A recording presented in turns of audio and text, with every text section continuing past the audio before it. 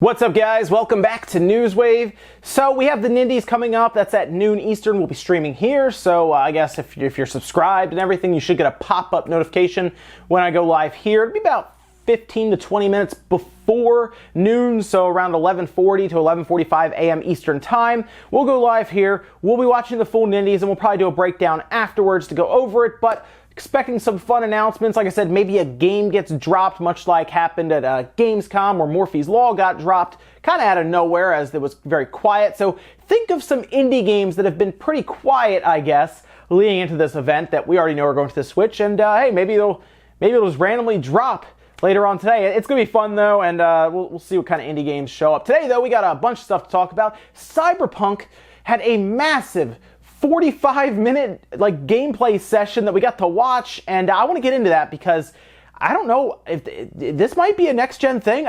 We got to get into all that because there's a lot of stuff to go over with Cyberpunk, and I am very excited for this game because it legitimately looks next generation with its ideas and the scope of the game. It looks kind of like what I wanted Deus Ex to eventually become. Smash Bros. Got a really nice looking special edition controller that I like. I'm kind of a sucker for the Pro controllers and stuff, as you guys saw with my Xenoblade. And then Master Chief Collection had its full patch details and everything released. We're going to go over all of that here today. First, though, let's start with some quick news. A couple of announcements that happened for the Switch for some indie games. One, not as surprising. I guess the other one is a little sooner than I thought, but Origami did get announced coming this fall for the Switch. It's like a stealth action adventure third-person style game. They were going in the vein of like a Tenchu sort of, with some cel-shaded visuals. I think that's one of the games I bought on Steam sale. You know, you get games on Steam summer sale or winter sale, and then you're like, I'll play this, and then you never play it. That's kind of my situation with that game. So it's still, I think, sitting on my Steam library, and I just haven't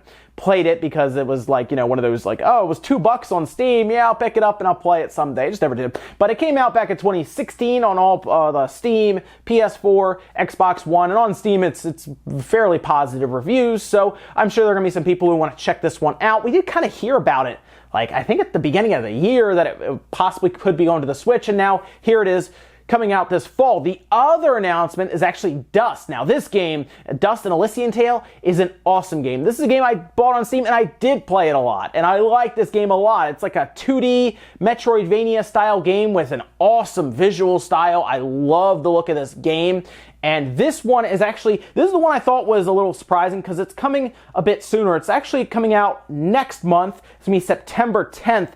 And we do, of course, have Limited Run Games putting out a physical copy of it. We're still waiting to, I guess, get a pre-order time for it where they'll put it up and they'll say go, and then it sells out in like 5 or 10 minutes or something. But we'll be looking forward to that as well. But just know you can get Dust: An Elysian Tale.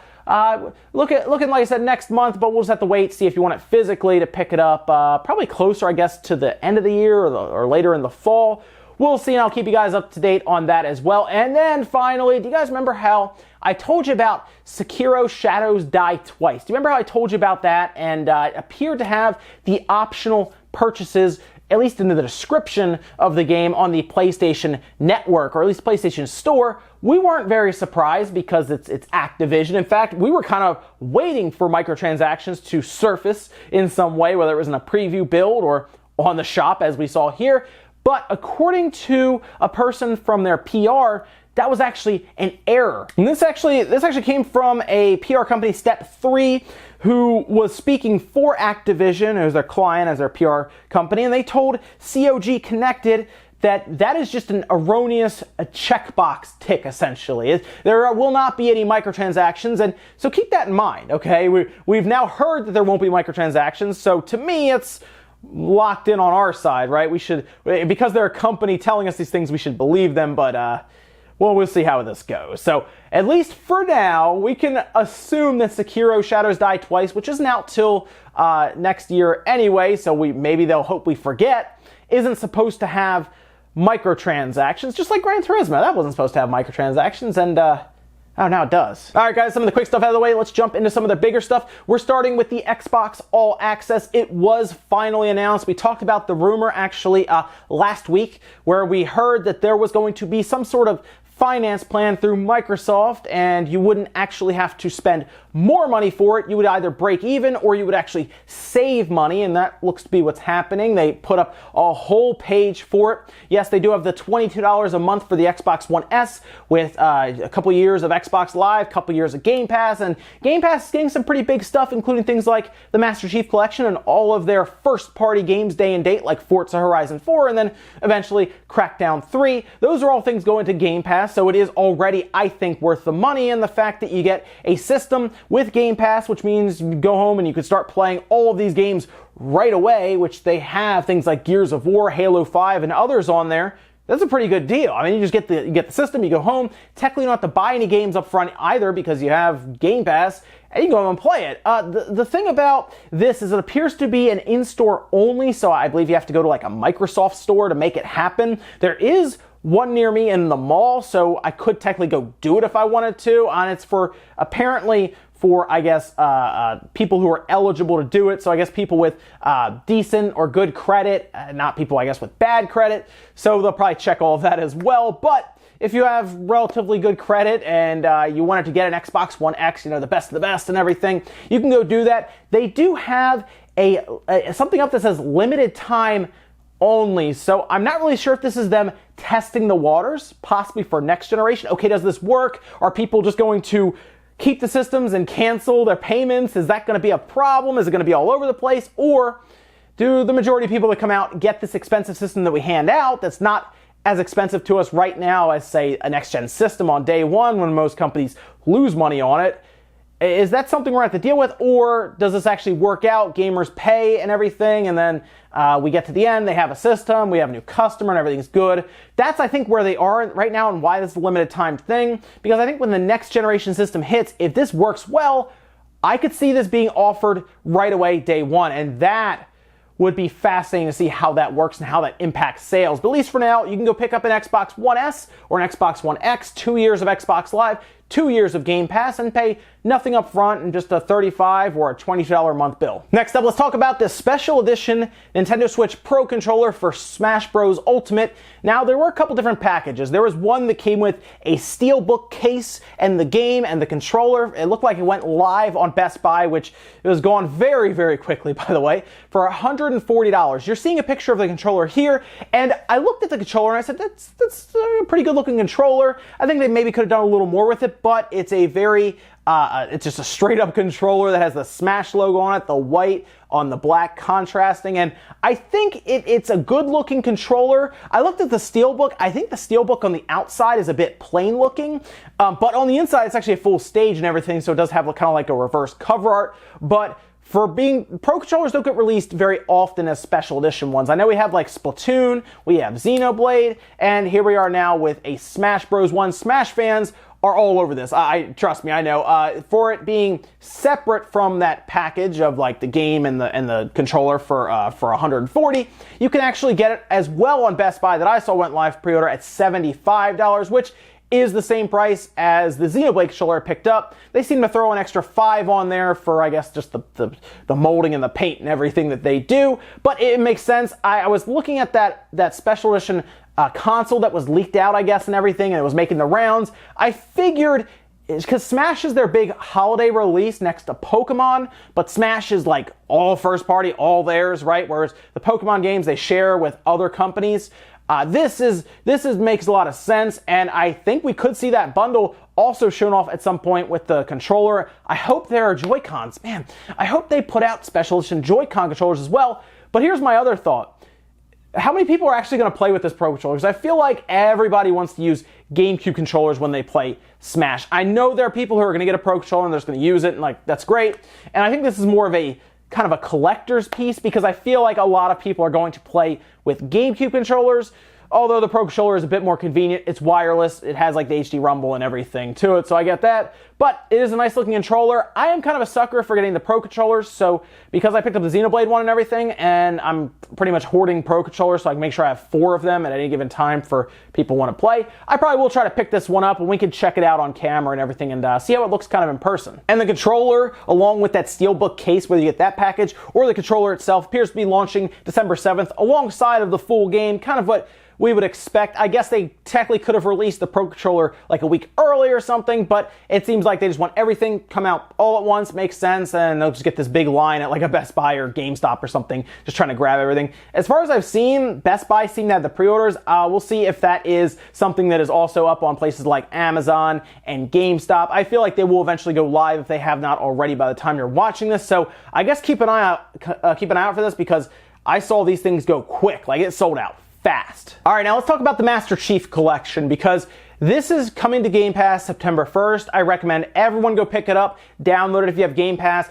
The Master Chief Collection has the full collection of all the older Halo games that I, and I'm sure many other Halo fans, really liked. Generally, any one of us can pick out a game that we like more than others, but we can all tell you that there is a quality game in there, unless you maybe like all of them. I was mostly partial to 3, and then I guess the first one, although Halo 2 was great because it brought that online in. I think Halo 3 is where it really hit its peak, and then Halo 4 happened. I'm just kidding. I wasn't as big a fan of Halo 4. Halo Reach, I thought they were trying to become Call of Duty. I could go on about that because I've told you guys I'm a big Halo fan, but Halo 3 I think is where it peaked, but I really liked what they had with the Master Chief Collection. It was just crazy broken when it came out. Now, they are going to be giving people who, I guess, got the game when it came out as kind of a gift to say they're sorry, other than obviously this patch to fix it. They are giving people the ODST game, which was kind of that like 4 or 5 hour campaign at the time that they put out that was pretty cool back in the day. That's just going to people. Otherwise, you can buy it as a $5 separate purchase if you want to go through the campaign.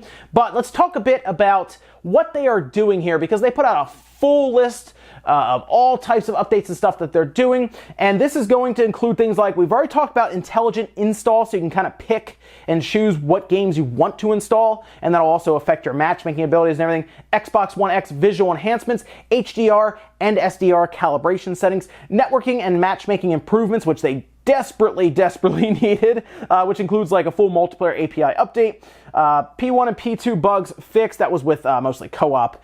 LAN support, which is massive because I couldn't believe that wasn't there in the first place, where you couldn't wire up multiple Xbox Ones and do LAN support. For some reason, that was a whole thing. They're doing a bunch of UI updates for main menu, title screen, video, button stages, highlight stages, and then of course, faster load times for all Xbox One console variants, whether it's an X or an S. They are doing a lot of other things that also weren't explicitly detailed here. Things like people were putting out on Twitter, field of view has been increased, for example. There's a lot of things they're doing here, and they also filled us in that they are moving to a games as a service thing. So this big update that's fixing everything and adding all this stuff is the first of many. It's going to be a long road according to them, but it's a games as a service thing. It's being added to Game Pass, which means they want engagement, which means they want it to be something that's updated continuously. I'm fine with that as a Halo fan. I just want this game to work, and I'm going to be on it. September 1st, I'm already going to grab it off of Game Pass. As I had mine, and I just got rid of it because it was so broken. I just couldn't play it. I didn't care anymore. But to see all these updates and it coming back as a Game Pass thing, I'm on it September 1st with playing some Halo and enjoying a lot of updates apparently this weekend. And our last bit of news, let's talk about Cyberpunk 2077. It's a game I am very much looking forward to. I was looking for a lot of details here and there, but they were pretty quiet. A lot of people at E3, specifically like higher level press, got to see some backroom presentations, gameplay and everything, a full like walkthrough of part of the game that almost totaled about an hour almost. And we saw yesterday 45-ish minutes of gameplay, which was insane. There was this weird mystery stream that went up from CD Projekt Red on Twitch. It was just a bunch of letters and numbers, and all of a sudden it went to a progress bar that eventually filled up as an upload, and then bam, noon Eastern time, we're gonna roll through about 45 minutes of this game to get you a look at it. And it looked insane. Okay, so this game reminds me of kind of that jump when you go from one console generation to the next and you see improvements, some cool stuff, whether it's visually or we can have this many enemies on the screen, or we have an open world, something that was new at the time back in the day. And here we are now with Cyberpunk, and I looked at this game and I was really trying to figure out, is this going to be an Xbox and a PS4 thing, or an Xbox One and a PS4 thing, or is this going to be a PS5 and an Xbox 2 or whatever they call it? Because I think this is going to be a cross-generation game. I think the gimped version, I want to say, like the like when Skyrim came out on 360, that thing ran like 18 frames a second if you were lucky a lot of times. Whereas, of course, then it also moved over to the Xbox One and PS4 and everything, 30 frames clean and all that. It was great. But here we are now with Cyberpunk, and I think it's going to be a good game even on older consoles, but I feel like it's also going to make the rounds to Xbox 2 and PS5. They've already told us that it is going to be on this generation of systems, but when you look at it, visually it's about right. It's not crazy, like nothing visually blew me away, but the gameplay, the progression system that they came up with, where you don't have traditional class systems in the beginning, you kind of, I guess, evolve over time. Massive work. Like when they walked out of their apartment and they saw everything around them, it looked like a legitimate living world. And they go through, they do the full mission, and they keep telling us that there are different ways you can go about it that will then affect the game completely. There was a lot of immersion to this game, and I do think that first-person view really helped it. I think if it was third-person, it would have been definitely less immersive, so I understand why they went with a first-person shooter RPG. It is a straight RPG, is basically what they're telling us. So you do have different components for your like defense and HP and all this stuff. It's all hidden kind of, but it is there. It looks like a more tuned Deus Ex, I guess. Those are kind of the vibes I was getting from it, and it's exciting. No release date was given. They basically told us what you're seeing here probably will change going forward, but man, I'm excited for this game. It looked great, and I think it will probably play best on PC when it comes out, obviously, but I'm hoping the consoles get at least a competent version of it, and then we look forward to buying it again on the next systems, I guess, if you want a better experience even, like 4K 60 maybe? I don't know. We'll see, but it's some cool stuff. Let me know what you guys think about that Cyberpunk 2077 gameplay demo that they showed us, because I was blown away, and you can tell they've been working on this game for like 6 years. It's going to be something when it eventually comes out. By the way, I'm thinking holiday 2019. That sounds about right. And guys, that's going to do it for Newswave today. Thank you so much for tuning in. Make sure you guys like the video if you liked it. Dislike it if not. Leave comments down below about everything we talked about today. Cyberpunk, maybe talk about that. Maybe talk about the Smash controller or any of the indie games that could be coming up here in the Nindies. Let me know, guys, down below. Thank you so much for watching, and I'll see you guys next time.